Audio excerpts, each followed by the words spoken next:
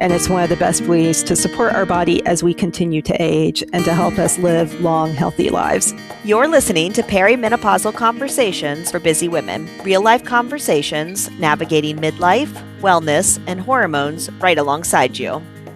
So before we jump into today's conversation, I do want to bring up something that is coming up pretty quickly. So in early September, the doors open to my group coaching programs I only offer twice a year. It's called the Balancing Program. And in this program, we really focus on reducing inflammation naturally. And we do this in a few different ways. So we meet for 6 weeks, and you get 6 weeks of education on food and the impact it has on your body. We also, as a group, we go through a 21-day anti-inflammatory food plan where we're only eating foods that reduce inflammation in our body. And then everybody who goes through it gets functional lab work. So it's kind of cool because you've got like the personalization with the lab work, but you also have the group aspect with everybody going through the plan at the same time and, learning together as well. So just wanted to throw that out there. Right now, you can join the wait list. And so if you're interested, the link will be in the show notes for this. So go check it out. Join the wait list if you're interested. Because it's taught live and because I have to go through all of the different lab work, space is limited. So I hope you check it out. All right. Now let's talk about why food labels have become incredibly confusing. I can definitely relate to that. I feel like when you're in the store now, there are so many packages that say, all natural, healthy, added protein. Is there that many more healthy products in the grocery store now, or are they all just fibbing? Maybe. I do think food science has gotten better, but I also think marketing has gotten a whole lot better. And so I think it's more marketing versus an increase in healthy foods. So for today's topic, I thought maybe I would walk us through 3 different lies that people really struggle with. And so the very first one is that the front of the package tells you everything that you need to know. So that's lie number 1. So I think in the past, you could tell what the food was by looking at the packaging. Like cereal is cereal, or maybe it's food that doesn't even need packaging. An apple is an apple. That's probably how it all started, right? But as things have advanced, as marketing has gotten better, manufacturers definitely use the label as like an advertisement. And so there's all kinds of things that can be put on the label that don't really mean anything. So like healthy snacks. What does healthy mean? There is no FDA definition of that. And even the high protein, that's kind of the darling right now. There's so many things right now that are being marketed as high protein. And because we are being told that protein is healthy, we are grabbing for these things. And it's like, oh, I already liked Pop-Tarts, but now there's high protein Pop-Tarts. So now I'm getting my healthy protein in while still eating a food I enjoy. It doesn't really work that way. And in some cases, they are increasing the protein amounts. In other cases, they're just calling out something that was already in there, but manufactured crap protein is still not healthy protein.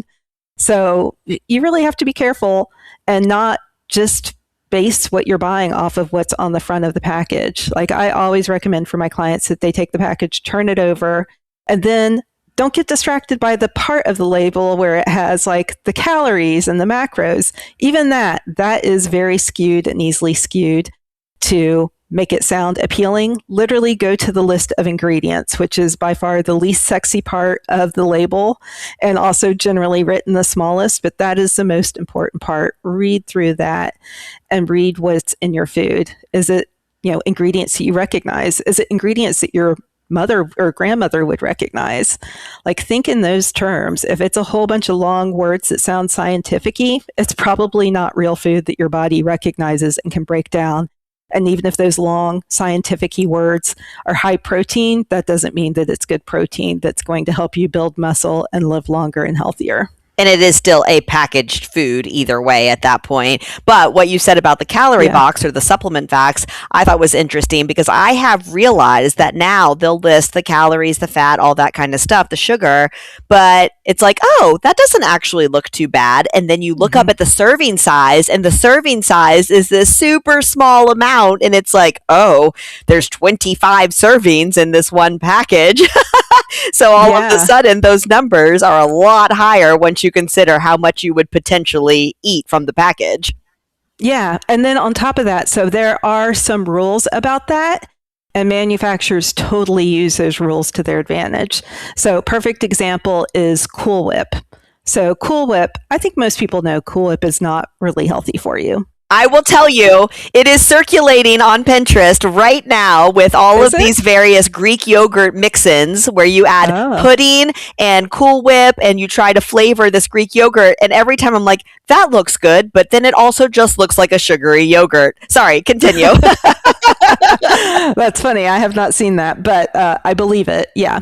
So, Cool Whip specifically, a while ago, trans fats were a big deal and everybody was avoiding trans fats. Well, Cool Whip is like the number 2 ingredient after water is trans fats. And so, what Cool Whip did is they changed their serving size to where it was just under the amount. I think it's like 5 grams of trans fats. If it's less than 5 grams of trans fats, then they don't have to say that there's trans fats in there.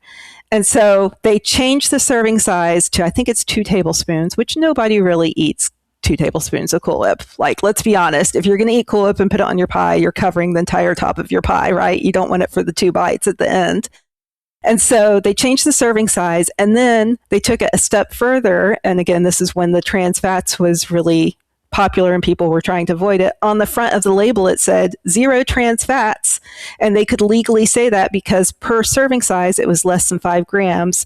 And so they did not have to say that it had any trans fats in there. Now, they've changed it since then. People don't care about trans fats as much anymore, but They should probably still, though, right?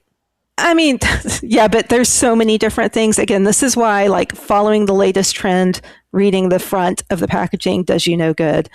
Don't read the front of the packaging. Don't read the macros and the calories. Go straight to just the ingredients list. Do you recognize it? Yes or no? Okay, so I feel like that leads into lie number 2, because lie number 2 is the nutrition trend, whatever that happens to be at the moment, automatically makes that food healthy. Added fiber, added protein. Mm-hmm. Well, and it's funny you mentioned those two. So I've shared this before on the podcast. I do love that protein is a focus right now because in general, women in perimenopause, most of us are severely under eating protein. And it's one of the best ways to support our body as we continue to age and to help us live long, healthy lives. So you do want to increase your protein, but fiber is the new darling. And if you start paying attention, you'll notice here over the next year or two, more and more often, you're going to see labels that are talking about high fiber this, high fiber that. And let me tell you, if you're not eating a high fiber diet right now and you jump straight to eating a whole bunch of fiber, you're going to spend a lot of time in the bathroom. You're going to have major GI issues. So you need to like work your way up. So again, like, yes, we need more fiber in our meals, but why not get that from Whole Foods versus a packaged food? That's going to be your better bet, and to slowly work your way up with it. So yeah, whatever the health trend is right now, they're going to talk about it on the front of the label. But again, turn it over, see what the ingredients are, know your body, give yourself grace as you transition to the healthier lifestyle. Okay, so I have a big one that kind of falls into number 3. So number 3 says if it's made from healthy ingredients, it's automatically a healthy food. Okay, I can't remember the item that I was looking at the other day, but whatever it was, it said that it no added sugar. And whatever the item was, I was like, that doesn't make sense. This thing is a sweet thing. Like, it has to have sweet something in it. And the way that they were able to put that on the label is because it had stevia in it. Please, Meg, debunk this for me. Is stevia actually healthy, or is it just another thing? So I think this whole lie is very nuanced because stevia can 100% be healthy for you if your body can digest it. But stevia actually comes from a leafy plant. In fact, I used to grow stevia in our front yard.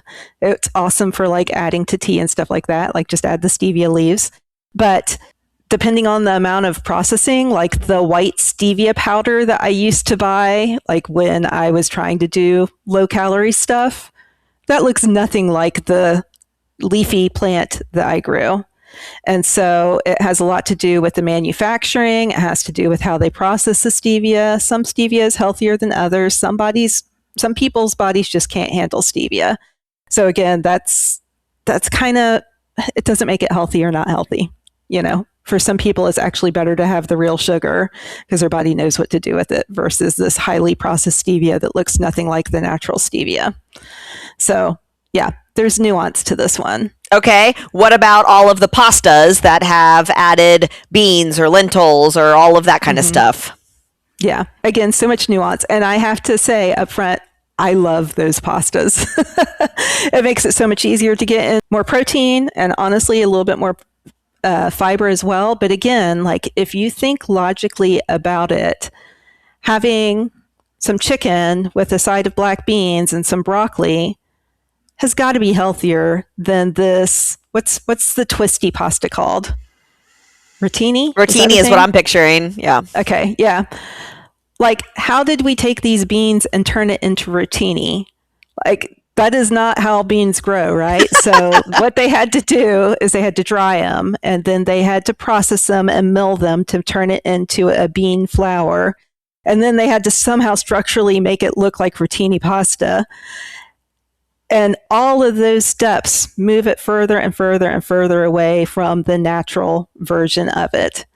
And so, yeah, our body is not going to be able to digest it the same way as just some black beans on the side with, your protein and your other veggies or fruit. And so again, I do love this one, but I do recognize it's not as healthy as eating real beans. But it is a convenient way to get in some more protein and fiber. So I don't hate this, but I think you just have to be realistic when you're using stuff like that and recognize it's not the same as the whole food version. And I don't feel like that is anything new. I feel like for a long time we've been being told, and we know that shopping the outside of the grocery store where the whole food ingredients are is best. If you're going to shop at the inside, being able to, what I've heard, like 5 ingredients or less, all ingredients that you can read and pronounce, that type of thing.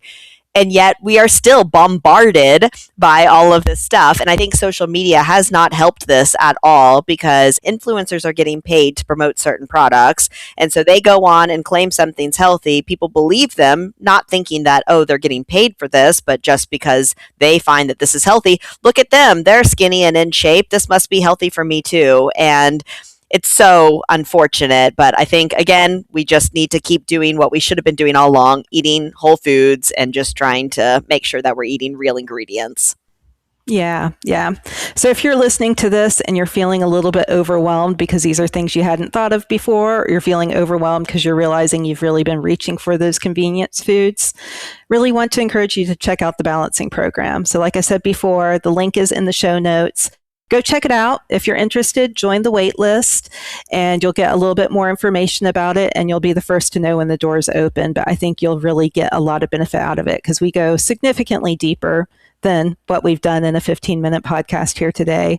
But you'll get a lot of value out of it, and those 6 weeks for so many people changes their lives. So hope to see you in the program soon. All right. Thank you so much for listening. We will have a brand new episode for you in 2 weeks. These statements have not been evaluated by the Food and Drug Administration. This podcast is not intended to treat, diagnose, cure, or prevent any disease.